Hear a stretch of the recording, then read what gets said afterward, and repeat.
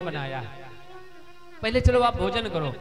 भगवान ने कहा कि दुर्योधन भोजन दो परिस्थिति में किया जाता है, या तो भोजन कराने वाले के मन में इतना प्रेम हो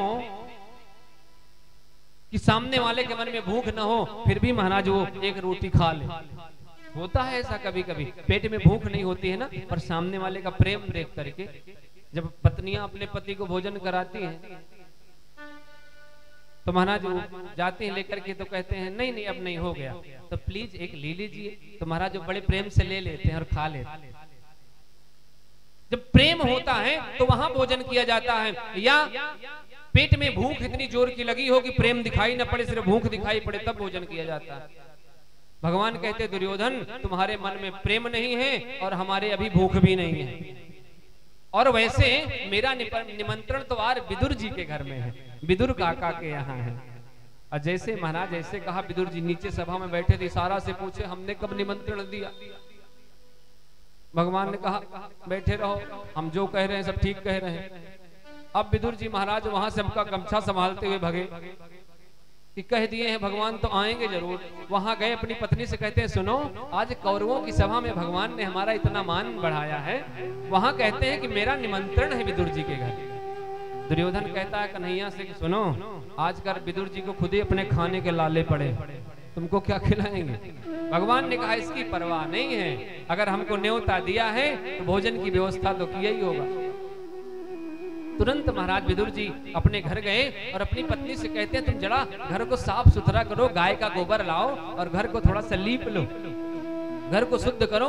मैं जाता हूँ गोप लोगों की बजरिया से कुछ खाने के लिए ले आऊं, माखन मिश्री, मेरा कन्हैया माखन मिश्री खाता है। और महाराज गए वो बाजार, और इधर विदुरानी जल्दी जल्दी घर का काम करके साफ सफाई करके नहाने लगी। और जैसे नहाने गई वैसे हमारे कन्हैया आकर दरवाजा खटखटाते हैं, काकी मैं कन्हैया दरवाजा खोलो।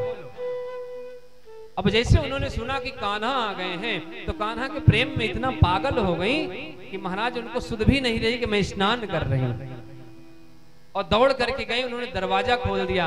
भगवान ने कहा ये तो हमारे आने के प्रेम में इतनी पागल हो गई हैं। भगवान अपना पीताम्बर उतार करके और विदुर काकी को ऐसे उड़ा दिया, हाथ पकड़ लिया विदुर काकी ने, विदुरानी ने हाथ पकड़ लिया और कहती कन्हैया आओ अंदर आओ बेटा। अंदर लेकर के गई और एक पीढ़ा हाथ में लिया। महाराज पीढ़ा आप जानते हो जिसपे बैठते हैं, पाटा बोलते हैं, हमारे वृंदावन में तो पाटा बोले वाते। तो महाराज वो लेकर के गई और कहाँ बैठा लूं, और महाराज पूरे आंगन में घुमा रही, कन्हैया यहाँ बैठो, या नहीं नहीं ये जगह ठीक नहीं बेटा, यहाँ बैठो, फिर नहीं ये भी जगह ठीक नहीं बेटा, यहाँ बैठो। और महाराज ले गई बीच आंगन में, वो पीढ़ा बिछा दिया, और पीढ़ा वो भी उल्टा, और भगवान ने देखा भी नहीं, बैठ गए। क्योंकि प्रबल प्रेम के फाले पड़कर हरि को नियम बदलते देखा, अर्पणा मान टले टल जाए, भक्त का मान न टलते देखा। बैठ गए और तुरंत जैसे बैठे और ऐसे पेट में हाथ लगाया, काकी भूख बड़ी जोरों की लगी, और गई रसोई घर में। महाराज पूरे माट मटकों को छान लिया, कुछ भी नहीं है, क्या करें।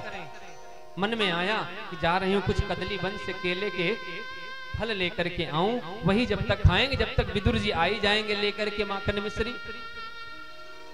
विराज बहुत सहयोग है आपका, हमारे रस्तोगी जी, इन्होंने हमसे फोन पे वार्ता की थी कि महाराज जी आपको यहाँ कथा करनी है, आप नहीं रहते हो ना तो मन नहीं लगता। एक बार जोर से बोलो, और जोर से बोलो। हमारे भाइयों की कन्हैया से, राधा रानी से क्या मुकदमा चल रहा है, राधे राधे नहीं बोलते। एक तो तुम आते बड़ी कम संख्या में हो यार, फिर बोलते बोलो राधे राधे।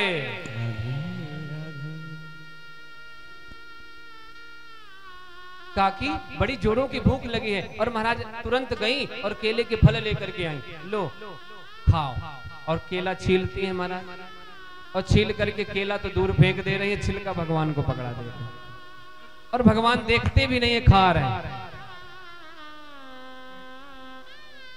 और महाराज एक दो नहीं, चार नहीं, कई छिलके खा गए भगवान। और इधर विदुर जी आए और विदुर जी आकर के दौड़ते दौड़ते पहुंचे तो देख क्या रहे हैं कि भगवान केले का छिलका खा रहे हैं। और भगवान देख रहे हैं विदुरानी को और विदुरानी देख रही भगवान को। अब विदुर जी ने देख तो लिया कि छिलका खा रहे हैं, लेकिन विदुर जी सोचते हैं आज भक्त भगवान एक दूसरे को निहार रहे हैं, निहारने दो, मैं बीच में क्यों बोलूं। लेकिन विदुर जी को थोड़ी देर में लगा कि भगवान हमारे माखन मिश्री खाने वाले हैं, कहीं केले का छिलका नुकसान न कर जाए।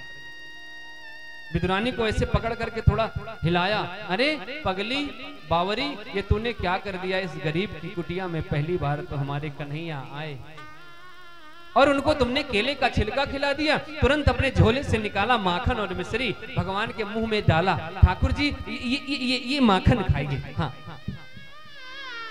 भगवान ने मुंह खोल दिया और माखन खा लिया। और माखन खा करके भगवान ने विदुर जी का हाथ पकड़ लिया। काका बुरा नहीं मानो तो एक बात कहूं। विदुर जी ने कहा लाला बोलो, हम क्यों बुरा मानेंगे। बोले जो स्वाद उस केले के छिलके में था वो स्वाद इस माखन मिश्री में नहीं। एक बार जोर से बोले।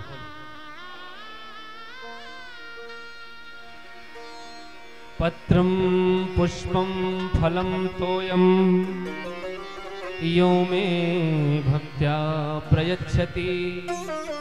भगवान कहते हैं कि हमको सिर्फ प्रेम से चढ़ाओ, चाहे पत्र चढ़ा दो, चाहे पुष्प चढ़ा दो, चाहे फल चढ़ा दो, चाहे कुछ भी चढ़ाओ, लेकिन तुम्हारा प्रेम उसके साथ होना चाहिए। बगैर प्रेम के हम कहीं नहीं तुमको मिल सकते हैं।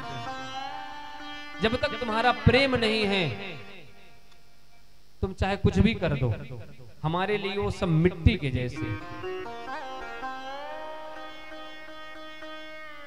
बड़ा विदुर जी से भगवान ने प्रेम किया और बड़ा आशीर्वाद दिया, भक्ति का आशीर्वाद दिया। और भक्ति का आशीर्वाद देकर के भगवान वहां से चले गए। और इधर विदुर जी तीर्थ यात्रा करने के लिए निकल गए।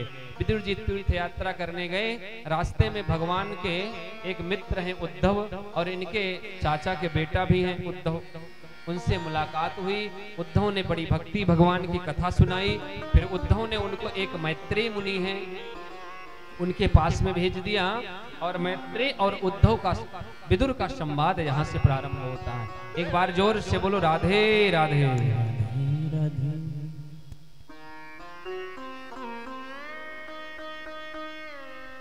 विदुर जी के पास में पहुंचते हैं। जब मैत्रेय जी के पास विदुर जी पहुंचते हैं तो कहते हैं कि प्रभु हम बहुत ज्यादा समय गंवाना नहीं चाहते, हम आपसे कुछ प्रश्न करने के लिए आए हैं, आप ये बताइए।